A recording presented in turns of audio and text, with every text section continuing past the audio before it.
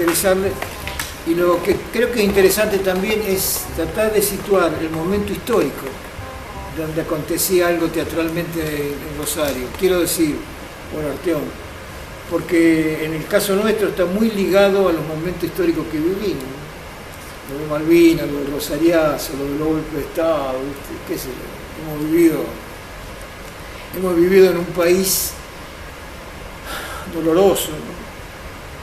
Un país que ha tenido muchos momentos muy duros en su vida social, en su vida política. Y aquellos que somos viejos lo hemos pasado. Por eso, ustedes se salvaron tal vez de momentos muy duros. No, yo no. Vos no, algunos lo viviste. Yo me acuerdo de un gran actor, hermosísimo actor, Zbigniew Cybulski, polaco. Lo dirigió a Bagdad. Murió a los 33 años e hizo 3 películas inolvidables. La primera, Cenizas y Diamantes. Y es un paralelo a James Dean. Por ahí a James Dean lo sintieron nombrar más. James Dean fue un ícono de la cinematografía estadounidense en los años rebeldes, en los años 70. Era el rebelde yankee, que al igual que Zbigniew Cybulski en Europa, en Polonia, hizo 3 películas y murió a los 33 años por un accidente, igual que el otro. Y hay una escena muy linda, muy bella, en Cenizas y Diamantes, en donde él es un tipo que ha hecho la resistencia contra los alemanes, pero ahora Polonia la están manejando los rusos, entonces dice, ¿qué cambió? También tengo que resistirme a los rusos, y lo mandan, un núcleo ahí de resistencia, lo mandan a matar a un jerarca ruso. Y él va, toma una habitación en un hotel y le tira la onda a la mina que sirve, que lava las copas y sirve, le tira la onda y le deja la llave del cuarto. Y está arreglando la pistola, y tú golpea, y es la mina que sube y entra al cuarto. Y Zbigniew Cybulski siempre, el personaje, siempre usa lentes negros. Y ella le dice en un momento, sacate los lentes, estamos acá dentro de la habitación. No. ¿Y por qué usa lentes negros? Porque estoy de luto. Ah, ¿estás de luto? ¿Algún familiar? No, por mi patria. Fíjate vos lo que el tipo le tira, ¿no? Usa lentes negros porque está de luto por su país, porque Polonia no había sido liberada, seguía dominada, en este caso por los rusos. Preguntas. Sí, no, no, más o menos también charlar de lo que ya venimos charlando nosotros, la idea también de encontrar como algunos ejes o algunos temas así, digamos, si bien obvio que está atravesado por lo histórico, pero ¿qué del teatro? Hablábamos nosotros de los grupos que existían en esas épocas, obvio que la idea es indagar en Arteón, pero digamos también se desprenden otros grupos en cada época, el modo de producción Sí. de cada época, Sí. ¿qué otro eje más decíamos? Bueno, pero ordenémonos cronológicamente. ¿Sí? Claro, me parece que siguiendo el organigrama cronológico que habías mandado vos, acá encima con esta ayuda que trajo Néstor de las obras escritas, que en realidad nos interesa porque acá está tu construcción poética, en los textos que vos, digamos, en los textos que vos incorporás, que yo como Stefano, y que has hecho, has puesto en escena, sí, obviamente está tu lenguaje como puestista o como director, pero tu lenguaje como autor es más que interesante. O sea, este documento es bárbaro. Ahí yo le pedí a Barbie, lo que te decía el otro día, que me mande, ¿viste Toto? No sé si viste el Drive, que empecé a subir las obras de Néstor. Está bien, Sí, pero yo le voy a buscar. charlemos con él. Estamos charlando entre nosotros.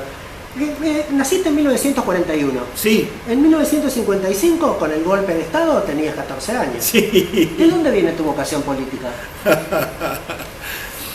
No lo sé, yo era, como todos los chicos, un gordito del barrio, y mi papá en el 46 fue el primer diputado peronista de la provincia de Santa Fe. Y entonces vivíamos allá en Aleni 27, calle de Tierra, y trabajaba en el Ministerio de la Pública, y de pronto cambió nuestra situación social. Pasamos a otro pasillo un poquito más cerca del centro, había Monte Corriente. y tuve la suerte como niño de estar en la primer gran escuela que el peronismo había hecho, que era la normal número 3, que era para maestros. En aquel entonces los maestros hacían quinto año secundario y se recibían de maestros. Y yo fui un alumno de la primaria allí, con pileta de natación climatizada, cancha de básquet cerrada, de vóley, otro mundo. Para los chicos de aquel entonces era otro mundo. Y un grupito de amigos ahí nos entusiasmamos con la tontera, con la pavada, que es el uniforme. Tenemos un uniforme. Queríamos ir al liceo militar. Y fuimos. Sufrimos mucho. De la camada que fuimos, éramos, ponele 7, 8, quedamos 3. Después del primer año no lo aguantaron. Pasaron cosas muy lindas, muy largas de contar, qué sé yo. Bueno, pero fue una vocación, digamos, así, de chico, de niño.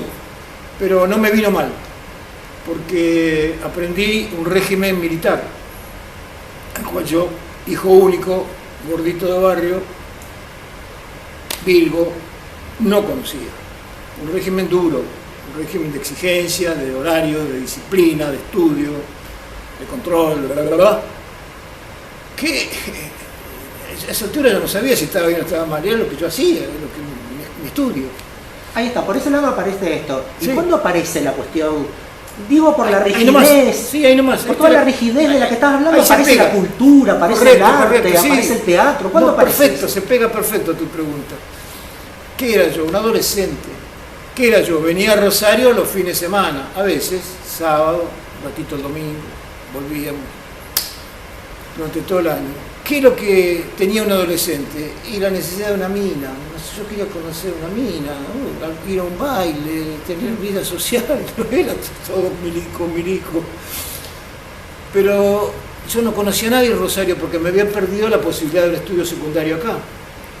Entonces yo iba a jugar tenis, otro deporte al club provincial los fines de semana y ahí conocí unos chicos mayores que yo, que estudiaban en el normal número 3, pero que ya eran maestros, ya se estaban recibiendo de maestros en quinto año, y tenían en aquel entonces la barra, tenían sus barras, 7, 8 minas, 7, 8 muchachos, la barra, las mesitas, tomaban todo, compartían la guita, la bebida, salían a bailar, tingui, todas las noches, para su casa. Y yo agaché y me puse ahí, y bueno, me acogieron como un pibe menor que ellos, que no sabía bailar, las chicas me sacaban y me enseñaban a bailar, con toda la vergüenza que yo pasaba, pero iba integrándome una vida social. Hasta que me comprendí lo que yo hacía en la dirección de teatro. Era Carlos Matus haciendo sus primeras enseñanzas y sus primeras puestas. Estoy hablando del año 57. Yo que tenía 16 años. Y entré allí al teatro, entonces venite, dame una mano. ¿Qué hacía yo? Y tiraba los cables, que creo que se iba a hacer, barría el escenario. ¿Dónde tenían la Normal sala? número 3. Ellos habían conseguido, por ser maestro, el normal número 3, el normal número 1 de mujeres. En aquel entonces eran varones, mujeres. Ajá. Y el normal número 1 tenía una sala hermosa, la tiene todavía, hermosísima sala. Y la directora aceptó que un egresado, maestro de otra escuela, de clases de teatro y de teatro acá para ¡pum! Al normal número 1, hermosa sala. Y yo empecé a hacer lo que podía, luces. Los luces se hacían con tachos de aceite. Cocinero era la marca, le sacamos la tapa, lo limpiamos bien, lo pintamos en negro afuera, le hacíamos un agujero para que no caliente mucho, le poníamos un portalámpara con un lamparón de 200, 300 bujías.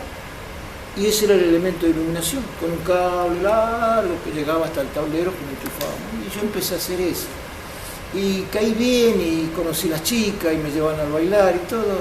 Entonces la síntesis de tu pregunta es: yo no elegí el teatro. El teatro me eligió a mí. Yo iba por otra cosa. ¿Y el cine? Me fui enamorando. ¿Y el cine? Porque es muy difícil separar tu arte, separarlo del teatro del cine. Capaz que en algún El momento cine, hasta sí, el cine también tiene su momento. El cine empezó por necesidad. Porque, bueno, con Team Teatro estuve desde el año 57, 58. Con Matus hicimos el acto de fundación en el 58, en marzo del 58. Él nació un día nefasto, que en paz descanse. Él nació un 24 de marzo. Pero bueno, un 24 de marzo, en aquel entonces todavía no tenía el sentido político que tiene el golpe de Estado, hicimos el acta fundacional de Team Teatro, de la lección de anatomía, Team Teatro. Y ahí luchamos mucho y yo era la cabeza de todo, conseguía lo que había que conseguir, ya había crecido, ya había empezado derecho, ya había dejado derecho, ya mi padre se había ido a llorar a la cama cuando yo le dije que no iba a estudiar más. Me dijo, entonces tenés que salir a trabajar, me dijo. Y sí, viejo, empecé a vender vino para Bachetti, puerta por puerta, en los bares, en los comedores, me compraban tantas botellas, yo hacía la nota. Y mientras tanto iba estudiando las últimas materias o leyendo alguna obra de teatro y hacía teatro. Entonces decidí hacer teatro. Y en el teatro, en un momento determinado de mi vida y de nuestra vida, llegó como una especie de crecimiento, de madurez, de convicciones, en donde yo ya con Matus, que era mi maestro, mi mentor, mi mejor amigo, pero empezamos como a distanciarnos y ya yo no estaba de acuerdo con lo que se estaba haciendo y sentí que el grupo también me rechazaba mucho como conductor del grupo, yo administraba todo y decidí irme. ¿Estéticamente o ideológicamente? Las dos cosas.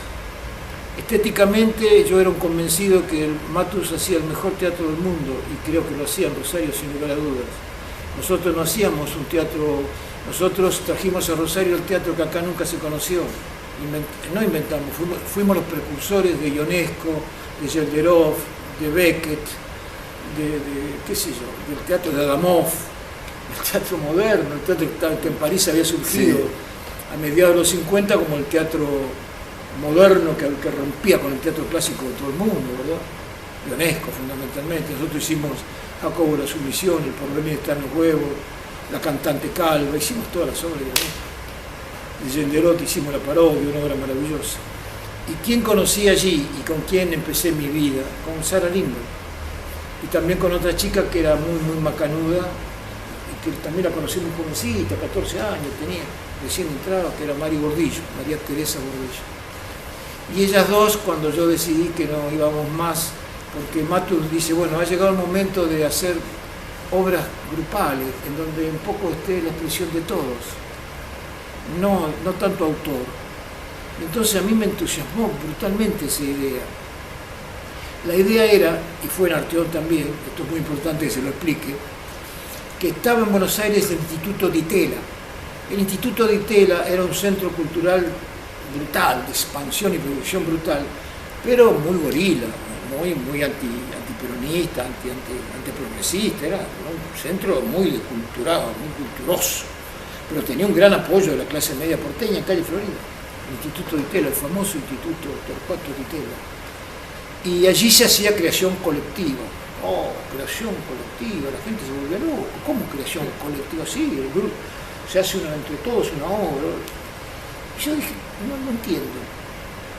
¿Cómo no lo entiendo? No entiendo. ¿No? ¿Qué colectiva qué sería? Nos juntamos con el almacenero, el señor del barrio, un espectador y hacemos una obra. ¿No? Me parece que no va a salir nada. Pero lo importante es que se expresen todos quienes. Y los que hacen la obra, es otra cosa. Entonces no es una creación colectiva, es una creación colectiva del grupo que la hace. Entonces vamos a poner otro nombre, vamos a ponerle creación grupal. Y ahí quedó para Rosario, fundamos la creación grupal, que eran las obras que hacían los grupos, los que en ese entonces estaba lleno de grupos. Bueno, pero no quiero irme del tema.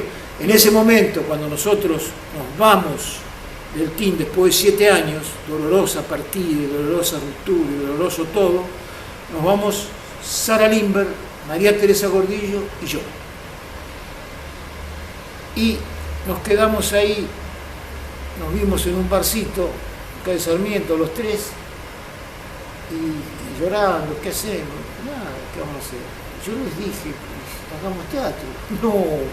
No, me dijo María Teresa, Mari Gordillo, no, teatro no, porque me duele mucho todo lo que hice acá y tener que dejar todo y romper.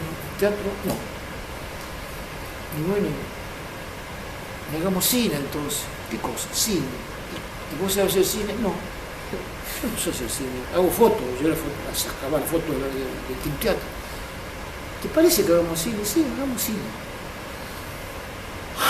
pedimos un crédito al Fondo Nacional de las Artes, nos dieron un crédito. Ese crédito hizo que mi padre tenga que embargar nuestro departamento de calle Corrientes, el tercer departamento Pasillo, porque si no devolvíamos la plata, después de filmar el cortometraje que proponía el Fondo Nacional de las Artes, un cortometraje de arte, por supuesto mi viejo me dijo, pero hijo, vamos a embargar la casa y si después usted no gana el premio, papá, le dije yo, ¿cómo no vamos a ganar el premio? Si somos los mejores del mundo, tenemos la idea brutal. ¿Y cuál era mi idea brutal? Una huevada, digna de la adolescencia de esa época, que era, el cine ahora era una pantalla de color, que con música concreta, de Dante Grela, el hijo de Juan Grela, el famoso y querido pintor rosarino, un excelentísimo músico, estaba investigando las primeras producciones de música concreta en Rosario, se había comprado un grabador, iba cortando cinta y pegando sonidos, y a mí me volvió loco, y yo dije, esto merece color. Entonces, ¿qué hice? En la pantalla iban tomas de color, rojo, verde, azul, amarillo, verde, dorado, se fundía, otros colores, se fundía, pero sin forma, con color plano. ¿Y cómo hice para hacer eso? Yo ya había inventado en el tiro una pianola eléctrica, es un invento mío. Era un piano hecho en madera con teclas, que cada tecla al pulsarla prendía una luz. Y abajo tenía 3 pedales con unos reóstatos que eran resistencias, Diver, que antes se hacían con un caño con agua con sal. Cuando subía y bajaba la plomada, subía y bajaba la intensidad de luz, y esos pedales se enganchaban a unas ruedas que vos les podías subir o bajar la intensidad y ¡qué va! ¿Qué película experimental brutal! ¿Qué nombre le ponemos? C65. Color, punto, 65 por el año. Festival Internacional de Cine en Buenos Aires, diagonal al lado del Obelisco, la sala grande que estaba, la sala de arte hasta hace poco, fuimos, gente tirada en los pasillos, toda la juventud, ahí lo conocía Pablo Sir, que después desapareció con los militares, ahí lo conocía Eliseo Subiela, que era uno de sus primeros cortometrajes, yo también era el primero, nos conocimos allí, fuimos allí con los actores. ¿Quiénes son los actores? Sara Lindbergh, María Teresa Gordillo, Miguel Ángel Daga, Tati Bernet. ¿Quién era Tati Bernet? Que luego fue gobernador de la provincia. Y estaba con nosotros, empezó a hacer teatro conmigo. Pasaron una película, hablaban de Subiela, hermoso, sobre todo aquellos artistas, eran de época, eran cortos sobre los extras de cine, hermosísimos. Y ahora viene 65,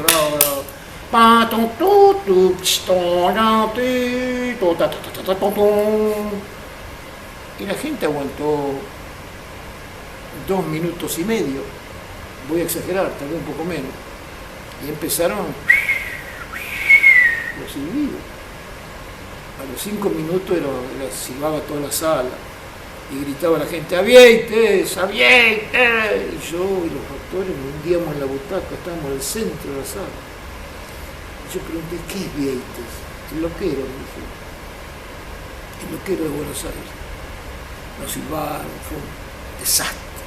Salimos de ahí, caminamos unas cuadras, llegamos a una cortada que se llama Tres Sargentos, que está en bajada, caminamos, vimos luz, nos metimos, era un sucucho mugriento en donde daban de comer. El dueño en camiseta estaba, hacía un guiso, ponía papel de diario en la mesa, te servían guiso, no quería otra cosa, no hay vino, seguir vino, porque vos querés. Era un lugar bohemio, digo, estamos en París, acá en Buenos Aires. Nos sentamos a comer, era un silencio, no hablaba nada, era un fracaso, el inicio del Orteón había sido un fracaso en el cine. Y yo empecé a leer las paredes, todas las paredes tenían dibujos, pinturas, poesías escritas, ¿viste? Por los poetas de la calle, ¿viste? Todo lleno de dibujos, pensamientos, cosas, como eran los sótanos de París, digo yo, bueno, este era el sótano de Buenos Aires. Y en un momento leí una frase y dije, miren lo que dice, una frase de Nietzsche: di tu palabra y rómpete. Ven, le digo, dijimos nuestra palabra, ahora hay que aguantarse, hay que empezar de nuevo. Y empezamos de nuevo. Y entonces yo ya estaba haciendo cine y de algo tenía que vivir, vender vino no era muy digno. Entonces empecé a hacer películas de publicidad. y me empezaron a llamar de todos lados. En aquel entonces existía muchísimo el cine propaganda, que eran películas en color en la sala de cine de publicidad. Esas películas eran muy importantes porque, a diferencia de la de televisión, que se hacían en material fílmico 16 milímetros blanco y negro reversible, las películas para los cines había que hacerlas en Eastman color 35 milímetros negativo. Esto era una cosa brava. Acá no había laboratorio, no había cámara, no había luces, no había nada. Pero Tecnicinema, que era la empresa que vendía estas películas a los cines, me llamó. Me dice, estamos necesitando un cameraman y un director de cine. ¿Usted tiene experiencia? Yo soy el mejor. No había hecho una sola película de publicidad en mi vida. Pero ha trabajado, sí, una gran experiencia. ¿Qué necesito? Bueno, ahí tiene un guión. Si lo ve bien, mañana lo filmamos. ¿Cómo no? Y empecé a filmar con Quicho Fenici. Quicho Fenici al lado mío, que hacía cámara y yo hacía la dirección. Con una cámara de este tamaño, más o menos una Harry Bellhauer, que la cargaba al hombro Quicho, con un lente zoom así de este tamaño, a filmar películas. Entonces empecé a vivir de eso y empecé a hacer cine. Pero hacía, a ver cómo explicarte, laburábamos 8 salas, guardados sus negativos y listo para empezar a editar, y fue cuando nos quemaron la sala. Y con el incendio de la sala se quemaron negativos y se quemaron todas esas películas. Y de ahí en más siempre hice cine. Después dejé de hacerlo mucho tiempo, en donde perdí un poco el training de la digitalización. En esa época yo no entré en esa, tuve que entrar después cuando era ya grande. Solo hacías como cine, docente, te das teatro cuenta. no hacías en esa época. No te entendí. Solo cine, digo, el teatro en esa época cine y teatro. Por eso el teatro seguía en esa época. No, en teatro hicimos cosas, fueron las épocas sustanciales, ¿eh?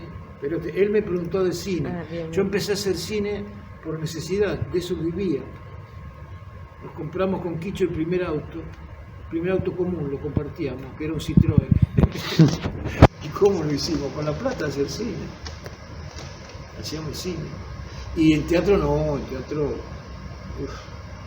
Ahí está, en teatro nos quedamos en que salieron del TIN. Sí, nos fuimos del TIN en el 68. Estuvimos desde el 58, no, perdón, en el 65. Ahí está, 65. en el 65. 7 años. Bueno, 7 años. y en el 66 ustedes retoman el teatro con Arteón. Sí. Ya inmediatamente empezamos, ya la convencimos Mari y empezamos.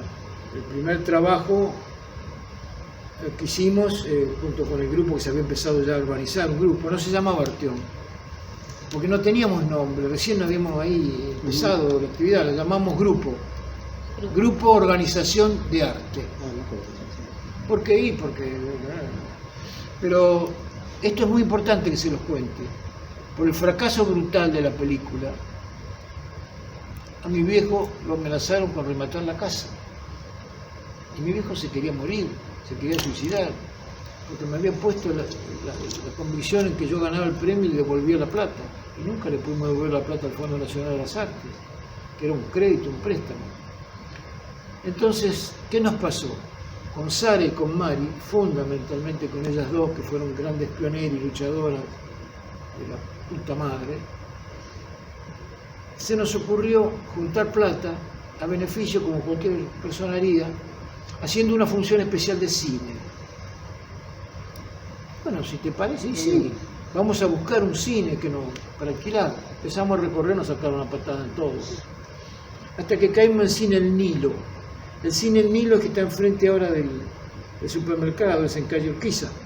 Urquiza entre España. No, Cine Urquiza. El Cine Urquiza. Ahí está, enfrente del Coto. ¿Sabes más que yo? ¿Para qué Sí. estamos hablando? El Cine Urquiza, no, el Nilo estaba en calle... Ese Sarmiento al lado allá sí. de los No, militares. el Cine Urquiza, el que está enfrente del supermercado ahora, creo que entre Presidente Roque España o Sí, España, un Coto, sí, sí. por ahí. Y lo fuimos a ver al dueño. El dueño dice, ¿pero qué quieren ustedes? No, damos una película, vendemos entrada y nos queda un pesito. No, dice, pues yo programo todos los días. No hay ningún día libre, no, programo todos los días. Y programo hasta las 12 de la noche. La película empieza la última a las 10, antes daban 3 películas en el cine. Y nosotros, muy adolescentes y muy locos, muy jóvenes, dijimos, y si nos alquilan después que cierra, ¿cómo después que cierra? Pues sí, a las 12 de la noche. ¿Y van a dar una película a las 12 de la noche? Sí, señor. Bueno, está bien, pibe. Deme 200 pesos. 200 pesos en aquel entonces serían 2.000 pesos de ahora, por decir una cifra. Pero eran 200 pesos que había que conseguir. Entonces anunciamos una película, un mes después prácticamente, pusimos una fecha, ya quedamos que un sábado, le pedimos un sábado cuando el operador cobraba 100 pesos y 100 pesos se quedó el dueño, se quedaba a pasar una película. Y vimos una película, no recuerdo, sinceramente no recuerdo cuál, y puede haber sido de esa época, El Chacal de Nahuel Toro, Morir en Madrid, Queimada, ese tipo de películas dábamos nosotros, las prohibidas, y las chicas salían todas las noches, indefectiblemente, después que salían de su laburo, se cambiaban, se bañaban, se maquillaban e iban mesa por mesa en todos los bares a ofrecer una colaboración para el grupo de teatro que está fundándose en Arteón, una venta de entradas. Si usted quería comprarnos una entrada para una película muy linda que se va a pasar el día tal, entre las noches.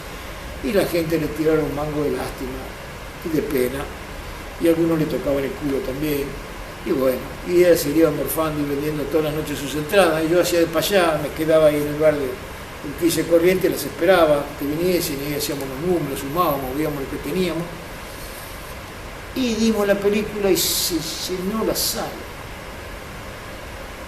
Y dijimos, pero esto entonces anda bien. Y ahí arrancamos en todos los cines, empezamos a ofrecer y empezamos a organizar los trasnoches en Rosario. Y en un momento teníamos trasnoches simultáneos en el Urquiza, en el Imperial, en el Broadway y en el Cairo. Teníamos 4 trasnoches llenos de gente, con una característica muy distinta a lo que es el cine de ahora. Allí, por ejemplo, se armaba la cola, toda gente joven. ¿Quién sería esa hora noche? Porque además ya se sabía, después de la película venía el café, el boliche, la discusión a muerte sobre si la película era buena o era mala, cómo se actuó más, la junta de la mina y un tipo, la salida, el trasnoche, hasta las 6, 7 de la mañana, no terminaba nada.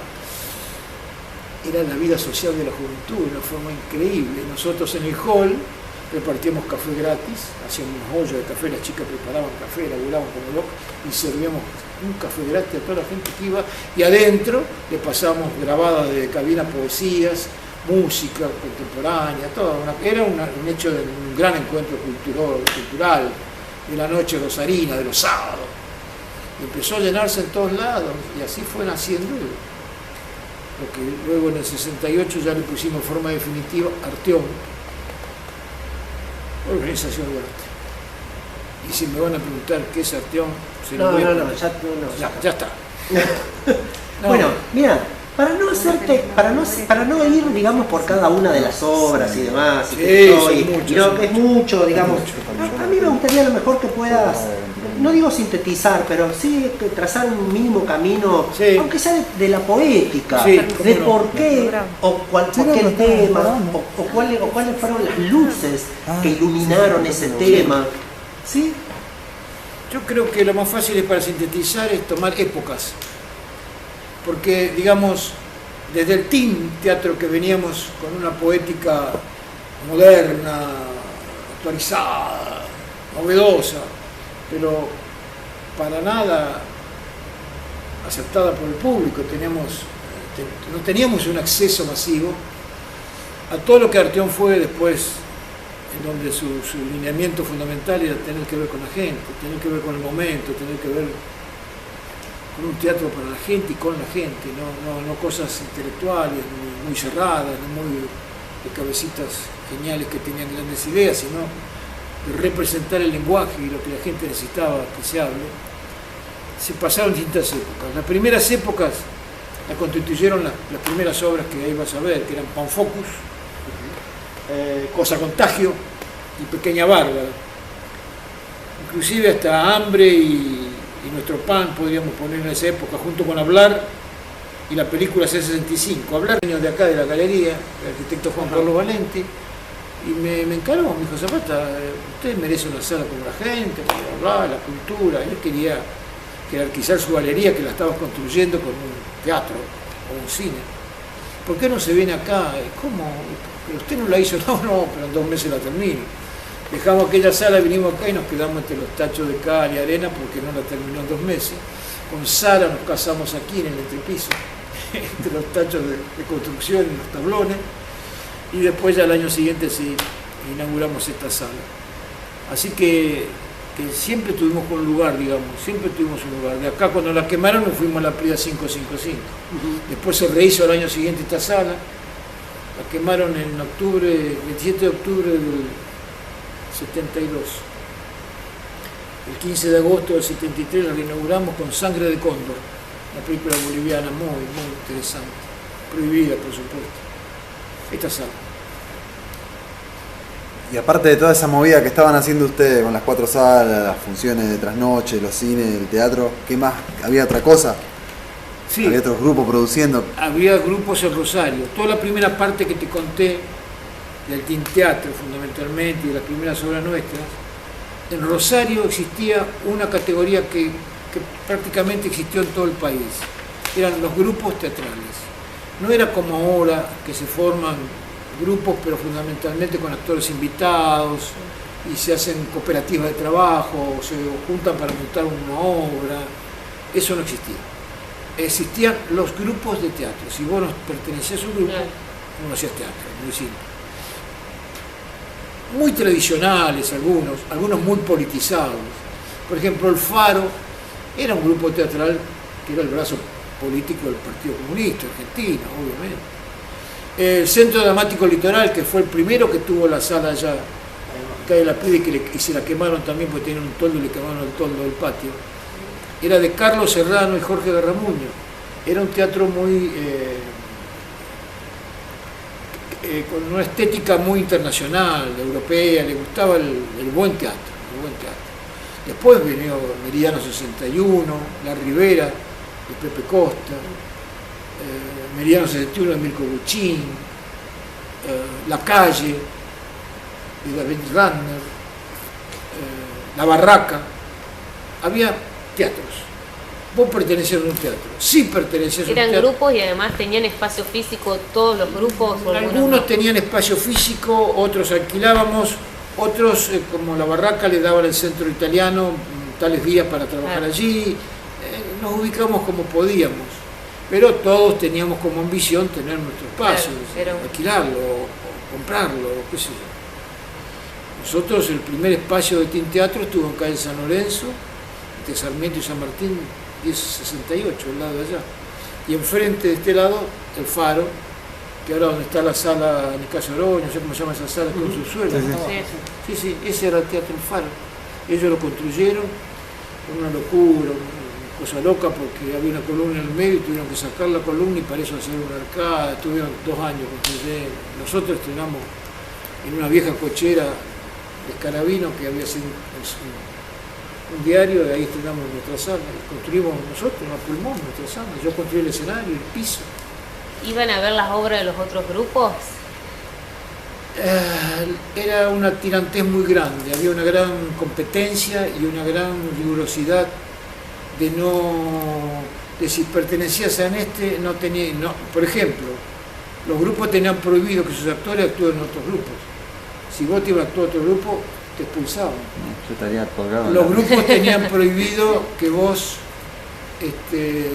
llegues tarde a un ensayo. Había multas, había que pagar. Si vos ibas tarde, tenías que pagar no sé cuántos pesos, y si llegaban más tarde, más, y si por tercera vez llegaba tarde, afuera del elenco, hagas el papel que hagas. Era muy riguroso, era como una disciplina. Vos entrabas a un grupo y lo primero que hacías durante un año, barrer el escenario, limpiar la copa del bar, asistir a los ensayos. ¿Y vos podés identificar cuándo cambia esto? ¿Cuándo cambia esto? O sea, porque vos viste, ahora cambió. Ya sé. Pero digo, ¿vos reconocés en qué momento ocurrió eso? Históricamente. Sí, con el teatro independiente.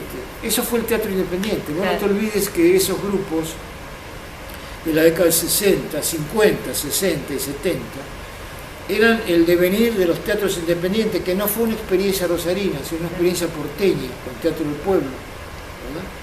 Una experiencia porteña importada al interior, como era de costumbre. Acá se hacía algunos grupos, no vamos a dar nombre, iban a Buenos Aires, miraban las obras y las cantaban bien, venían y las hacían acá igual, las puestas igual, todo igual. O sea, era el teatro independiente. El TINF fue uno de los que rompió bastante con esas cláusulas, pero éramos más fanáticos y cerrados que todos. ¿Por qué? Porque los demás grupos tenían prohibido venir a ver al TIN Teatro. Nosotros tenemos declaraciones, digamos, confesiones de gente amiga. Y de nuestro PAN en el 72, hicimos una gira a Buenos Aires de convivencia, estuvimos 2 meses allá conviviendo y haciendo obras allá. Y volvimos y ya teníamos una conciencia política y una militancia asumida. La Juventud Peronista, JP, éramos JP, Brigada de Trabajo. Y habíamos entendido que la militancia no era ir a hacer política solamente, sino también trabajar culturalmente con la gente en los barrios. Y esto nos dio muchos resultados y mucho prestigio. De alguna manera éramos pioneros de la militancia cultural. Y a mí me nombran a cargo, junto con Jorge Nardi, de la Secretaría, no era Secretaría de la Dirección General de entonces, pero sería la Secretaría de Cultura de Rosario. Sí, claro. Y monto una obra allí que se llamó Compañero País y que la hicimos en los jardines de Canal 5 al aire libre, el estreno, y que venía todo el mundo, en los barrios, camiones, ómnibus, llena, una locura, en el patio pusimos unas gradas,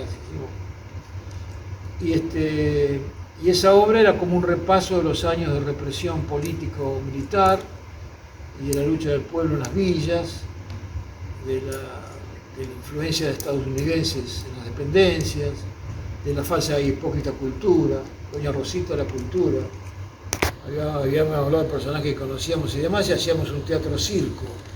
Ahí liberamos mucho el lenguaje y ahí entendimos mucho lo masivo, lo participativo, hacíamos teatro circo y demás. Yo la había dirigido, la había puesto en escena, la primera música la hizo el grupo Contracanto con Chango Naoni, las canciones de un pibe que se llamaba Enrique Diopis, que empezaba a cantar y grabó unas canciones. Me vino a ver el jefe político nuestro y me dice: Néstor, vos te estás tirando esta crítica a los militares, ¿por qué hablaba de los años de represión? Y sí, le digo, hemos vuelto a la democracia, me parece que estás un poquito confundido, no se fueron todavía, tenés cuidado, no arriesgues tu vida. Y así fue. Unos años después, en el 76, volvieron a un milico brutalmente y tuvimos que escaparnos, escondernos y demás. Nosotros estábamos haciendo otra obra política, ya la estábamos haciendo, que era Los Viajuelas son de palo, también sobre las dependencias, las colonizaciones y demás. Y en ese momento nos agarró el golpe de Estado y ya no podíamos hacer obras de ningún tipo de política y demás. Así que recurrimos, yo estaba haciendo una obra que era algo de un circo, que moría el dueño del circo, y bueno, era una parodia sobre la realidad política argentina. Pero dijimos, no, si no nos van a cortar la cabeza, hagamos una obra de un autor que no pueden cuestionar, que es Discépolo, un teatro clásico, un teatro del grotesco argentino. Y resistimos como pudimos, fueron años muy duros, estábamos prohibidos en todas las provincias, fuimos a Misiones y nos sacaron corriendo, nos dieron 12 horas para abandonar la ciudad, la gendarmería, no dejaban entrar en las radios ni en los canales, no podíamos, estábamos prohibidos, teníamos que dejar un sobre en la puerta y a veces alguno lo leía en la gacetilla, estaba muy duro. Pero políticamente tomamos una estrategia que se llamaba, esa es la estrategia de superficie. En vez de escondernos y escaparnos, lo hicimos al revés, salimos a flote y estábamos todos los días en una cartelera haciendo algo, mostrándonos todo, porque era más difícil chuparte en esa situación, ¿no? Así todos perdimos compañeros. Punto. Y entonces hicimos Stefano, y ahí sí vino un actor invitado que era Emilio Lenski, el querido Emilio Lenski, que vino y hizo el personaje de Stefano, fue maravilloso y fue una apuesta entrañable. En ese entonces había 3 obras de Discépolo que la gente hablaba en Rosario. Una de Pepe Costa, ahora por supuesto no me voy a acordar el nombre, Stefano Nuestra y El Organito, que la estaban haciendo ahí en calle San Juan, David Teddy y demás. Yo te iba a decir, Eddy, me parece. Sí, Eddy, sí, claro. Sí, David Teddy estaba con él, ahí en calle San Juan. Y la de Costa, ¿cuál era? La cocina, los cocineros, ¿cómo era? Bueno, no me acuerdo. Eran 3 obras de Shakespeare, pero que iba gente, se llenaba de gente a verlo, ¿no? Y con esa obra entonces ya a fin de ese año, a fin del 77, nosotros al principio del 77 largamos nuestros talleres. Fueron los primeros talleres sistemáticos de Rosario, en calle La Prida, donde nacieron todos los que son los directores actuales. Roberto, qué sé yo, más todo. La Chiqui, Gonzalo, todo, empezaron. Eran alumnos de los talleres de Artión. Eran alumnos de los talleres de Artión, sí. El caso de Chiqui ya venía trabajando conmigo hace unos años, así que ya empezó como docente de los talleres. Como docente, era maestro. Sí. Roy Berto, qué sé yo, Armando Durá, qué sé yo, todos los que fueron luego directores y demás. Y nosotros ese año hicimos la primera gira internacional, nos invitaron a una gira internacional y fue una barbaridad porque todo el mundo decía no vayas porque no te van a meter acá, no te agarran a la salida del pasaporte y no cagaste. Y si te dejan salir no vas a volver a entrar. Yo había tenido mucha militancia política, había sido funcionario, no te imaginás, no quiero contarte cómo terminó porque es muy largo, pero bueno. Y entonces, ¿qué hacemos, Sara? No sé, vamos, pero hay que llevar a los chicos, como los chicos la gira. Y nos fuimos con 2 chicos, uno de 5 y otro de 7 años, Federico y Bárbara, a una gira brutal por 6 países. Arrancamos en México.